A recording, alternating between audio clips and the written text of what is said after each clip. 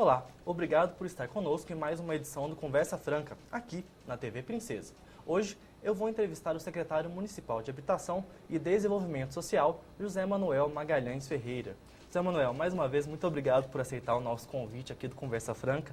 É a terceira vez que você participa aqui do nosso programa, não é isso? Muito obrigado a você, obrigado pelo convite. Já estou me tornando sócio, né? E é sempre um prazer, porque sem dúvida nenhuma é um bom momento para a gente esclarecer a população sobre as diversas ações da Secretaria. Vamos falar de uma das primeiras ações, que é a inauguração do bairro Cruzeiro do Sul, né? Que a gente está... Como que está o conjunto habitacional lá? São quantas casas lá no Cruzeiro do Sul, José Manuel? Tudo bem, vamos fazer um retrospecto. O Cruzeiro do Sul são 470 casas que serão entregues em breve. A Caixa acabou de nos mandar um relatório dizendo que 80% das construções já estão prontas. Então, uma previsão era março, talvez atrase um pouquinho, mas nós acreditamos certamente que no primeiro semestre elas vão ser entregues. Então, no Cruzeiro do Sul, nós estamos em fase final. O que é que aconteceu durante esse tempo, né? Houve um pré-cadastro, a Prefeitura aproveitou o cadastro já existente, que vinha lá desde o ano 2009, que é o ano que começa o programa Minha Casa Minha Vida. As pessoas que a partir de 2009 se cadastraram ou que renovaram o seu cadastro faziam parte desse grande acervo que nós tínhamos. Fizemos um sorteio, esse sorteio foi no dia 12 de outubro, lá no Melão, um sorteio impressionante, emocionante, muita gente participando, acreditamos que tínhamos aí em torno de 8.000 pessoas lá no Melão, e naquela data então foram sorteadas as pessoas de 3 grupos diferentes, um grupo de pessoas idosas, que tinham mais de 60 anos, um grupo de pessoas que atingiram 4 critérios e um grupo de pessoas que atingiu 3 critérios. Nesse período todo, de lá para cá, o que é que a Secretaria fez? A Secretaria pediu que essas pessoas comparecessem, examinou os documentos, fez a análise de todos os documentos e nós, a questão de 20 dias atrás, todos aqueles que passaram pelo nosso crivo, o crivo da Secretaria qual que era? Era o crivo de comprovar que aqueles critérios nos quais ele foi sorteado eram verídicos, né? Então, os 4 critérios, 3 critérios, mães, chefes de família, crianças menores, morar mais de 5 anos no município, não ter casa no município, né? Ou pessoas com deficiência na família ou candidatas, né? Então, esse crivo foi passado e foi enviado à Caixa Econômica Federal. Então, já estão todos lá e agora a Caixa Econômica vai passar pelo crivo dela, né? Que é a questão de renda, a questão também de outro imóvel que a pessoa possa ter e assim por diante. Sobraram vagas depois desse crivo? Sobraram sim, sobraram sim. O que é que aconteceu? Aconteceram alguns fatos interessantes, né? Primeiro, em torno de 96 pessoas não compareceram. Tá? Então, nós, há 10 dias atrás, enviamos uma carta com AR, soltamos nos meios de comunicação, todos os meios de comunicação, no site da Prefeitura, o nome dessas pessoas e demos um prazo para que elas se apresentem. Então, quase um quarto dos contemplados, então, porque com 470 vagas... eram 470 vagas mais 30% de reserva. Uhum. Então, nós tínhamos aí 470, mais em torno de 150 pessoas de cadastro de reserva. Então, desse montante, 100 pessoas, praticamente, não compareceram, não deram sinal. Nós agora demos um último prazo para aparecer. Né? Dessa turma também, você me perguntou de vagas, do pessoal que foi contemplado e do pessoal do quadro de reservas, também teve um bom grupo que não compareceu. Que não passaram nos critérios. Então, vamos lá. A renda mínima familiar era de R$ 1.600. Tá? A Caixa é bastante rígida, inclusive vai passar pelo controle da Caixa de novo. Mas nós fizemos uma primeira triagem. Pessoas que estavam acima de R$ 1.600, mas 1.610 não pode? Não pode. Tá? Então, não passava. Como o nosso cadastro era bastante antigo, então, digamos assim, de 2009 para cá, aconteceram também alguns fatos interessantes. Uma família em 2009 ou em 2010 se cadastrou e tinha 2 filhos menores, um de 14 anos e o outro de 15. Agora, em 2014, já se tornaram maiores, então ela não se enquadra mais. Outros fatos bons, né? Pessoas que já conseguiram o seu imóvel, então vieram de livre e espontânea vontade, renunciaram ao sorteio, né? a vaga no sorteio, já tinham o seu imóvel. Outras pessoas, às vezes a gente fica até com um certo dó dessas pessoas, né? Há um ano que ela conseguiu um financiamento de uma casa. O financiamento já conta como propriedade. Aí não pode também. Aí não também pode não pode, né? Então, nós tivemos uns casos, eu me lembro de uma família há pouco tempo, que foi contemplada, né? Mas fazia um ano, se eu não me engano, 8 meses que ela tinha conseguido um financiamento para uma casa dela.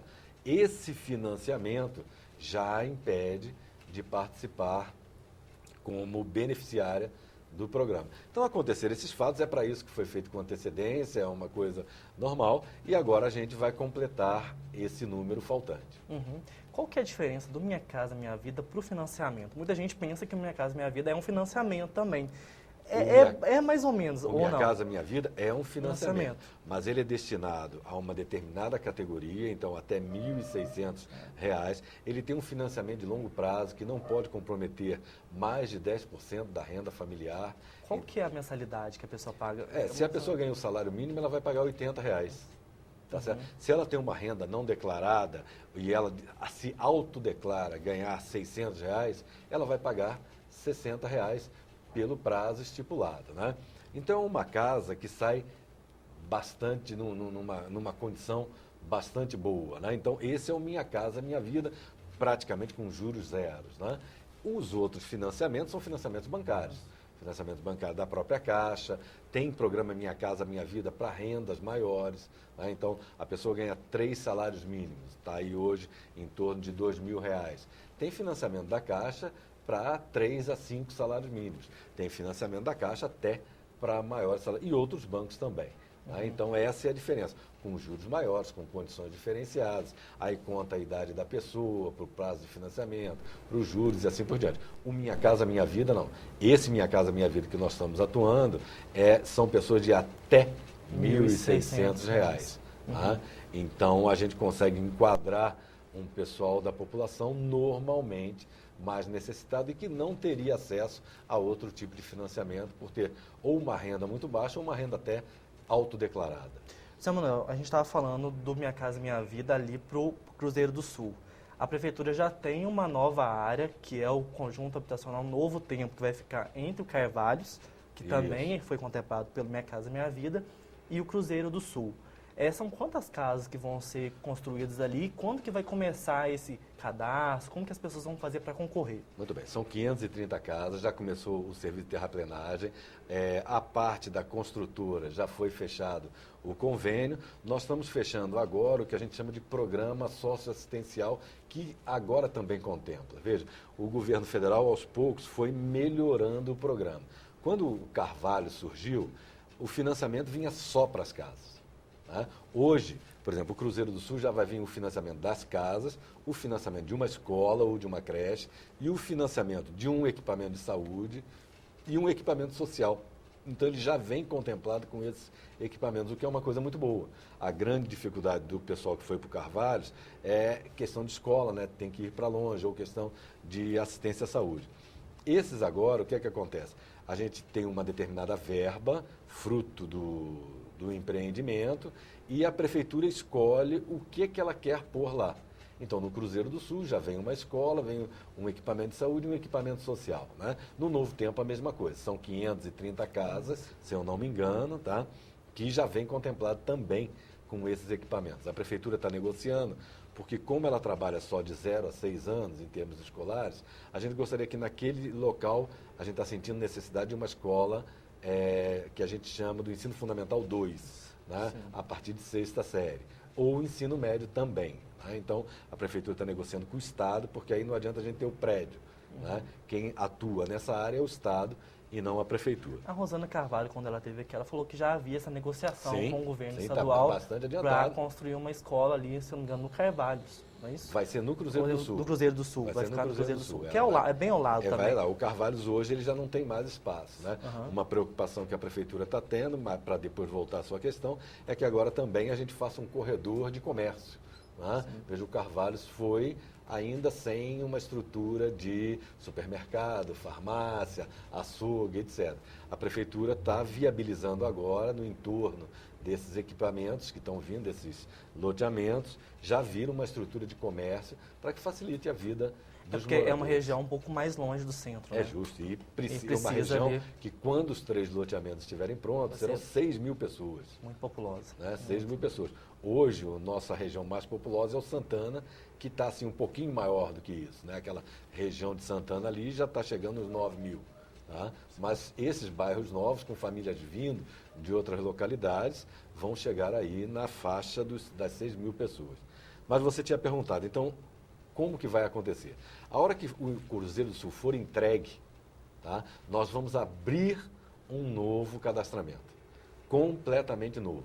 Então, vai se cadastrar agora, nós vamos soltar os critérios primeiro, os critérios tanto federais quanto municipais, vamos soltar os critérios e vamos abrir uma inscrição para esse empreendimento. Então, aquele cadastro de 2009 não vai ser usado mais? Não vai ser usado mais. Tá? Nós usamos agora, porque foi um cadastro feito a partir do Minha Casa Minha Vida, mas nós notamos na efetivação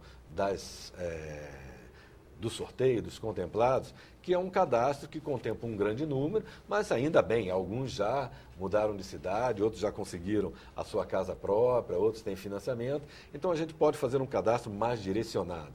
Então, vamos fazer um cadastro para o novo tempo. Então, vai ser avisado, vocês podem ficar tranquilos, vai ter tempo tranquilo para isso, mas as pessoas vão precisar se cadastrar. Agora não vai ser renovar o cadastro, nem recadastrar. Vai precisar se cadastrar. Até porque acontecem alguns fatos curiosos, né? Tem pessoas que são sorteadas para o empreendimento e não querem ir. Eles iriam se fosse outro local, mas lá eles não vão. Tá certo? Estão acostumados do outro lado da cidade, fizeram toda a sua vida do outro lado da cidade, não querem mudar com filhos.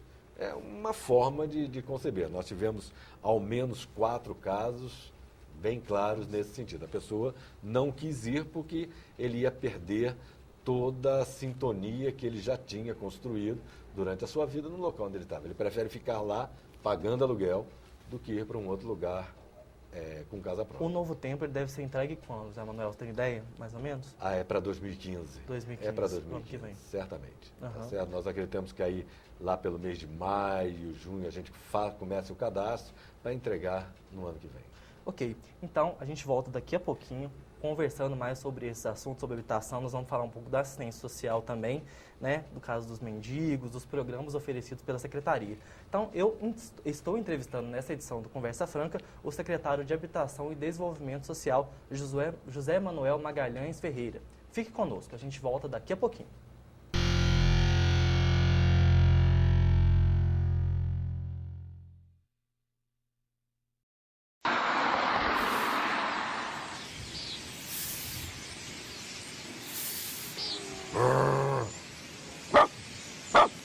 Sai daqui, cachorro!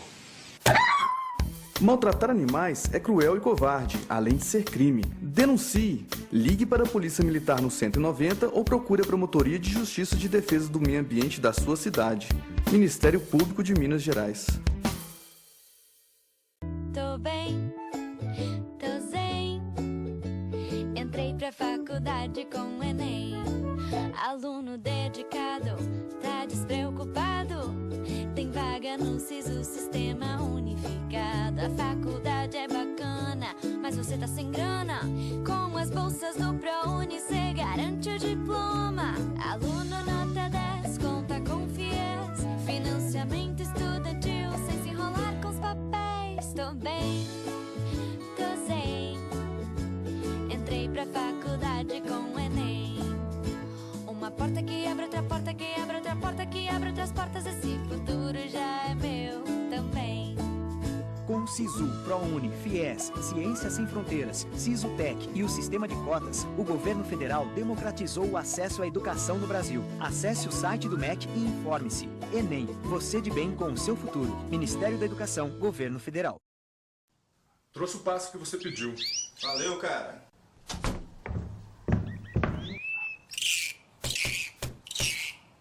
O tráfico de animais silvestres é crime.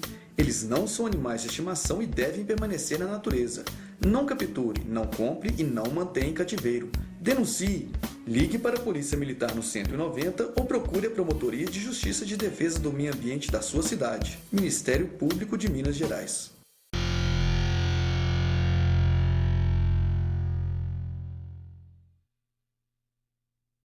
estamos de volta com Conversa Franca. Na edição de hoje, eu estou conversando com José Manuel Magalhães Ferreira, que é o secretário de Habitação e Desenvolvimento Social.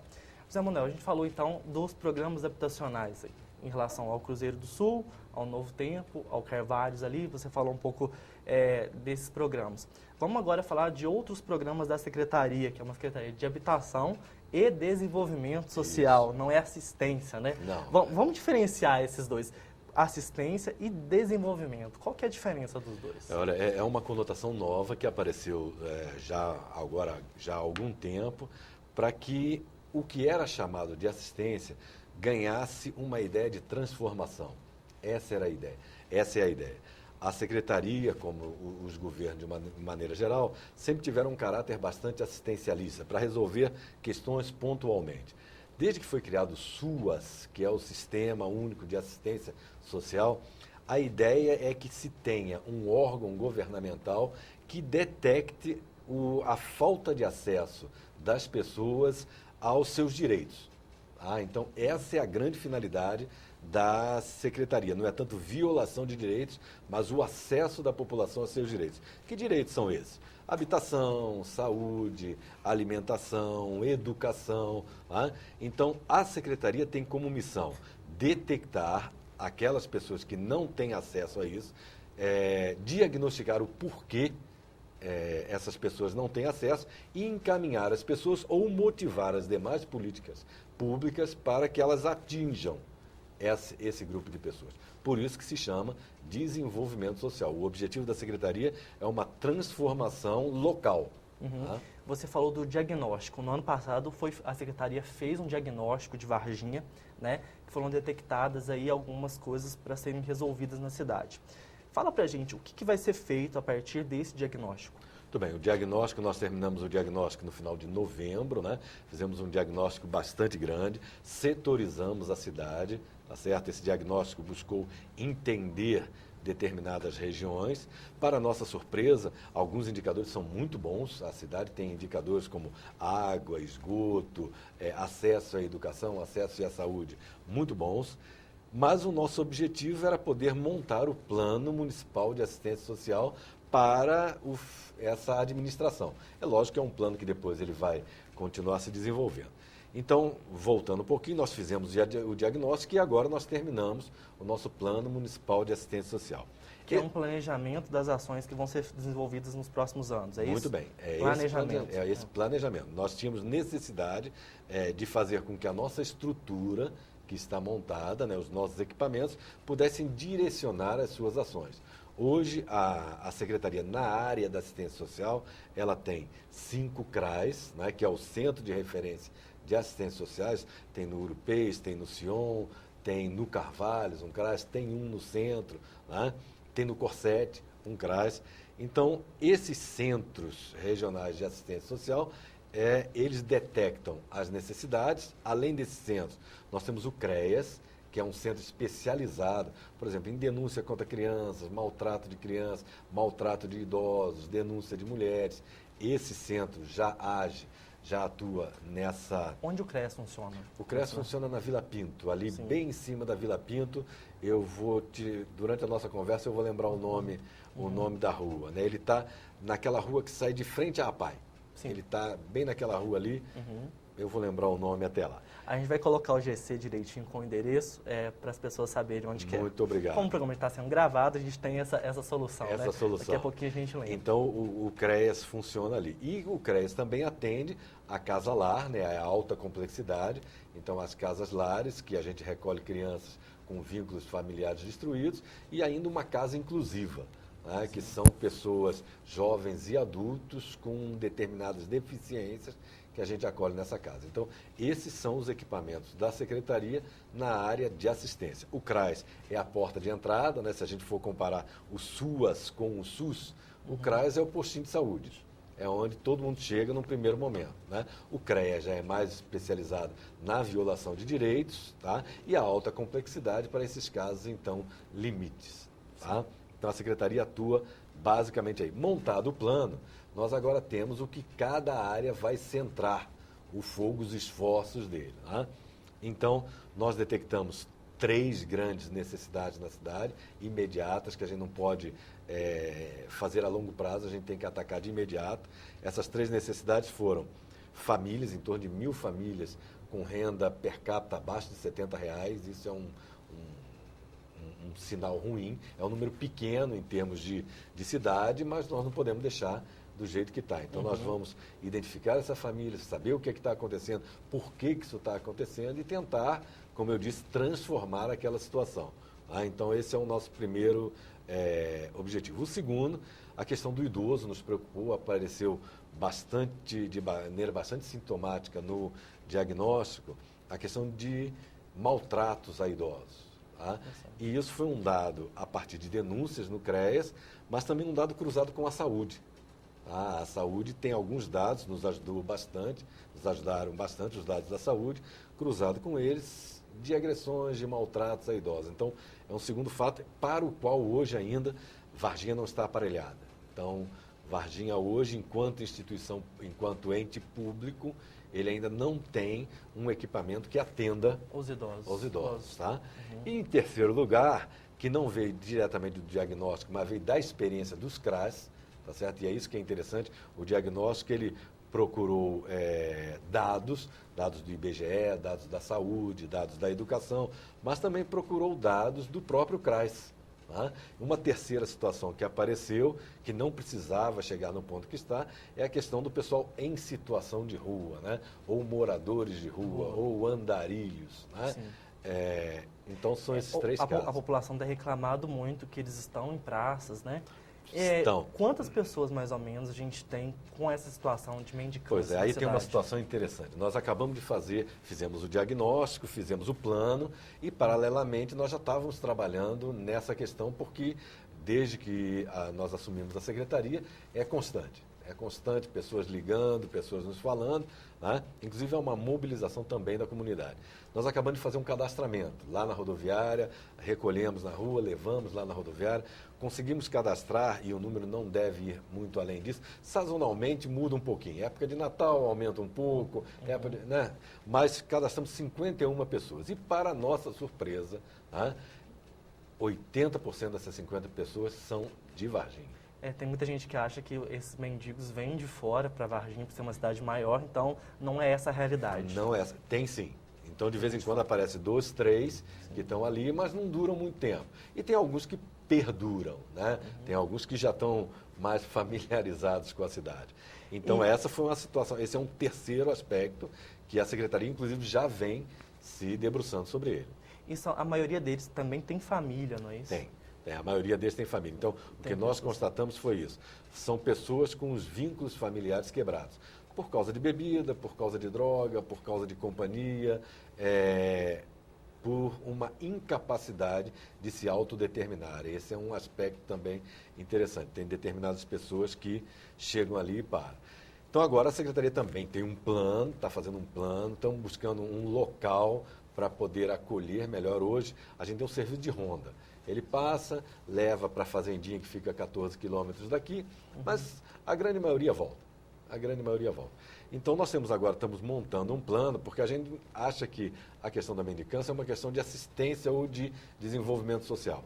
Ela é uma tríplice coroa, Ela é uma questão de assistência, sim, de desenvolvimento, É a assistência que chega, que detecta o problema, que levanta as situações. Se for um problema de vínculo familiar, é assistência que vai trabalhar a reestruturação do vínculo, mas é também um problema de saúde. E nós temos aí muitos médicos com drogas, né? Muitos médicos com drogas. Você estava falando, é o problema do crack, especificamente. Especificamente.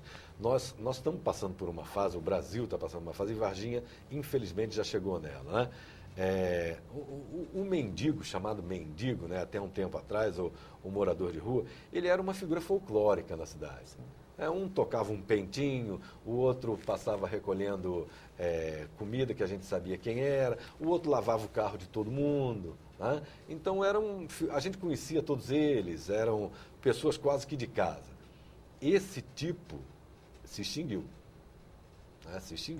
Hoje nós temos o usuário de crack, aquele que bebe e está envolvido pela bebida, quebrou os vínculos familiares, se encontra na rua.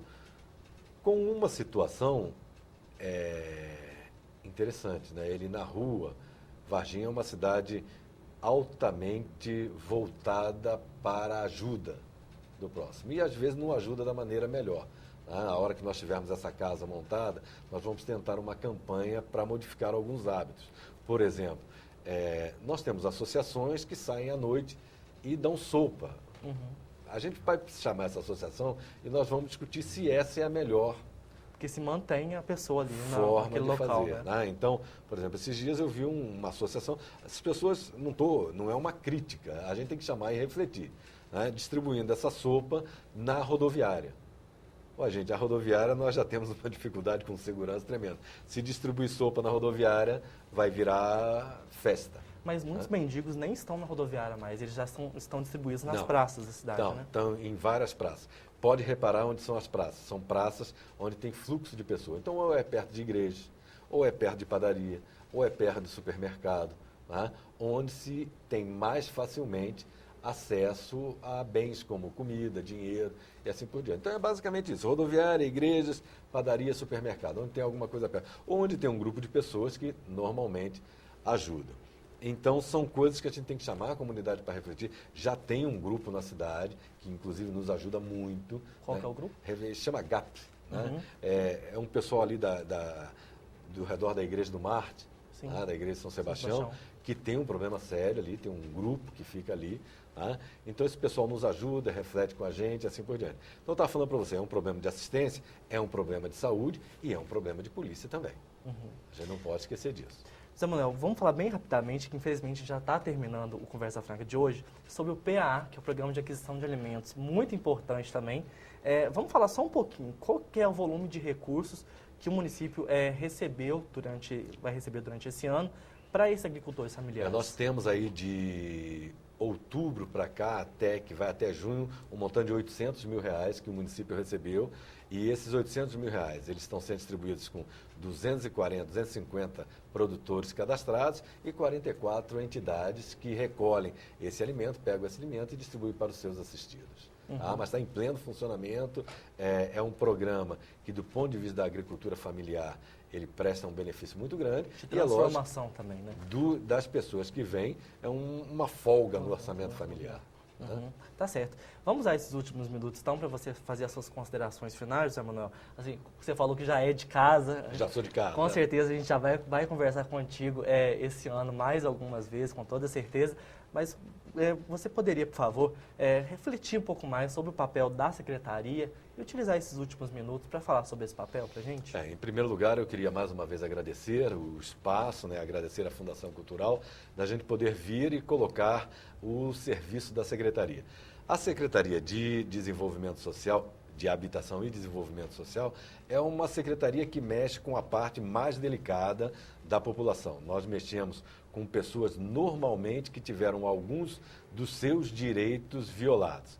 Nós gostaríamos de ter não só a participação da secretaria enfrentando essas situações, mas eu tenho insistido e falei isso várias vezes durante a nossa conversa, numa mobilização comunitária.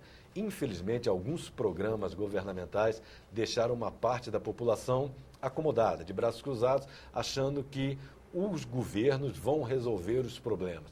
Não, os governos não vão resolver os problemas, até porque há um esgotamento em termos de máquina governamental em todos os níveis, Então, nós precisamos recobrar essa parcela da população consciente, dessa parcela da população que reivindica, dessa parcela da população que propõe ações e dessa parcela da população, sobretudo, que está atenta às diferentes necessidades da própria população.